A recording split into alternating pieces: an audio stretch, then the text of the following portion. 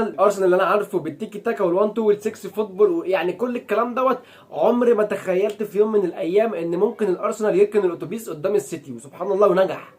يعني انا ركنت الاتوبيس قدام السيتي ونجحت في كده. انت عندك السيتي عنده عتاوله في الهجوم، انت عندك هالاند وعندك دوكو وعندك جريليتش وعندك فودن وعندك سيلفا وتحتيهم دي بروين، عندك عتاوله، عندك زربعه مهاجمين، يعني مفيش حد بيعرف يقف قدامهم.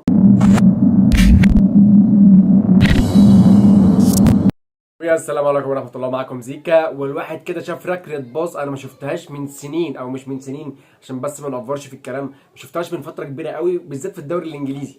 وما تخيلتش ان هي في يوم من الايام هتطلع من واحد زي ارتيتا. يعني انا شفت ركلة باص فكرتني بمورينيو مع المان يونايتد، دي اخر ركلة باص انا شفتها وفاكرها، يعني من زمان قوي، تقريبا من 4 5 سنين. فالنهارده بقى ما شفتها من الارسنال اللي انا عارفه بالتيكي تاكا وال1 2 وال6 فوتبول، يعني كل الكلام دوت.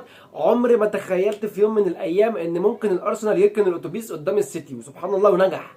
يعني انا ركنت الاتوبيس قدام السيتي ونجحت في كده. انت عندك السيتي عنده عتاوله في الهجوم، انت عندك هالاند وعندك دوكو وعندك جريليتش وعندك فودن وعندك سيلفا وتحتيهم دي بروين، عندك عتاوله، عندك زربعه مهاجمين، يعني مفيش حد بيعرف يقف قدامهم. انت بالصلاه على النبي ركنت الاتوبيس، وانت يا بيب جوارديولا هات اخرك وورينا هتعمل ايه. بصراحه ما كنتش اتخيلها وما كنتش اتوقع ان هي تنجح معاك. طلعت بالنتيجه اللي انت عايزها اللي هي 0-0. انت حتى ما فكرتش تهاجم. يعني في الاخر انا شفتك بتنزل تروساردو ومارتينيلي، انا مش عارف انت عملت بيهم ايه اول ما نزلوا، ولكن انت ما عملتش بيهم اي حاجه. انت برضو فضلت تدافع. يعني حتى الهجمه المرتده انت ما عرفتش تلعب عليها لان انت بتدافع بس. بالنسبه لك الغايه تبرر الوسيله. انا عايز اطلع 0-0، انا عايز النتيجه دي. برافو، يعني انا شابوه. ولكن في حاجه، حضرتك خسرت الصداره. انت مش واخد بالك من كده؟ يعني انت عمال تدافع ومش بتلعب اي كوره، بس انت في الاخر اديت الصداره لحد تاني خالص. يعني انت لا اخدت الصداره ولا سيتي اخدت الصداره، انت على طبق من دهب اديت الصداره لليفربول. فهل انت واخد بالك من كده ولا محتاجني بس اقول لك؟ عارف صراحه كانت دماغك فيها ايه وانت بتعمل الكلام دوت، ولاعيبتك عماله تضيع وقت، يعني الاثنين مع بعض. انا من وجهه نظري الشخصيه الماتش دوت لازم تلعبه يا قاتل يا مقتول، لان الراجل خلاص انت في اخر الدوري، ولازم يعني لازم في سنه مخاطره تعملها. انت ما عملتش اي مخاطره، انت ركنت الاتوبيس وقلت ايه، كفى الله المؤمنين شر القتال، مش مشكله الصداره تروح لليفر. انت كنت عميل مثلا، يعني انت مش مجمعها. الماتش دوت يا قتل يا مقتول، يكسب يخسر، لكن ما فيهاش تعادل. جيت افكر لها من وجهه نظر اخرى، ان انت مثلا عندك يعني 9 ماتشات جايين، انت اصعب واحد في ال9 ماتشات. بمعنى انت عندك السيتي وعندك الليفر وعندك الارسنال، اللي هو انت قدامكم 9 ماتشات، كل فرقه منكم عندها 9 ماتشات. انت يعني انت عندك 3 ماتشات منهم تقال، انت عندك تشيلسي وعندك توتنهام وعندك مانشستر يونايتد. فانت هتعمل ايه بقى مع الكلام ده؟ ما انت اكيد برضه هتخسر نقط. فانت الماتش دوت كان لازم تلعب فيه حاجه كويسه ولازم تكسبه. الناحيه الثانيه في السيتي هو عنده 9 ماتشات بس منهم ماتش واحد بس اللي تقيل، الا هو تشيلسي. اما الليفر بقى اللي انت اديت لها الصداره على طبق من دهب، فهي مش عندها غير ايه، ماتشين بس اللي تقال، اللي هو توتنهام ومانشستر يونايتد. يعني انت اتقل واحد فيهم، اتقل ماتشات عندك انت. فانت ربنا بقى معاك في اللي انت عملته في نفسك. بالنسبه بقى لليفر، في كلوب النهارده جاله احلى 5 نقط ما كانش يحلم بيهم في وقت جامد فشخ.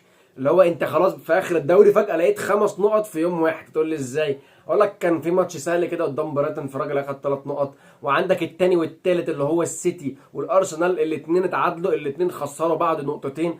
فجاه 3-2 بقى معايا 5 نقط وركبت الدوري وخلاص. يعني انت ما بيني وما بين السيتي 3 نقط، وما بيني وما بين الارسنال نقطتين، فانا راكب الدوري مستريح. كلوب خلاص الدنيا بقت في ايديه وركب الدوري.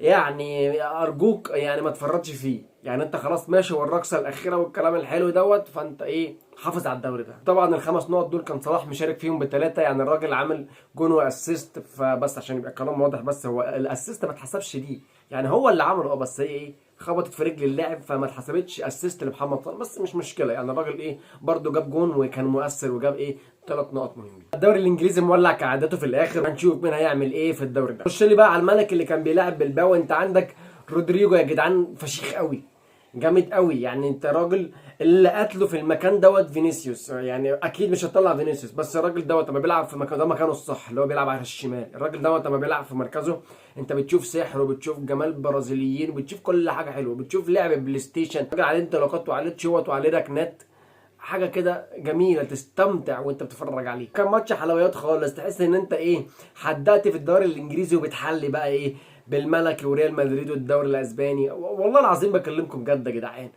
واكيد طبعا بيلينجهام كان لازم يشارك في التورته ديت. احنا ريال مدريد جاب الجونين بقى، بيلينجهام يا اما يشارك بجون يا اما باسيست يا اما بالاثنين مع بعض يا اما بكل حاجه. بس كده وخير ولا يسخن. كان معاكم زيكا. لو لسه مش عاملين سبسكرايب اعمل لي سبسكرايب، فايتك كتير، وفعل الجرس، وقول لي ايه رايك في اللي حصل النهارده. واعمل يا جدعان، انا عايزكم ايه، توصلوا الفيديو دوت لبتاع 100 لايك، يعني رقم صغير جدا بس يعني وصلوه ساعدونا نوصل، فاهم؟ ولو انت بقى مش عندي على الفيسبوك فتعال نورني، هتتبسط هناك. واعمل ايه، فولو، سبسكرايب، واعمل بص كل اللي انت عايزه، خد راحتك.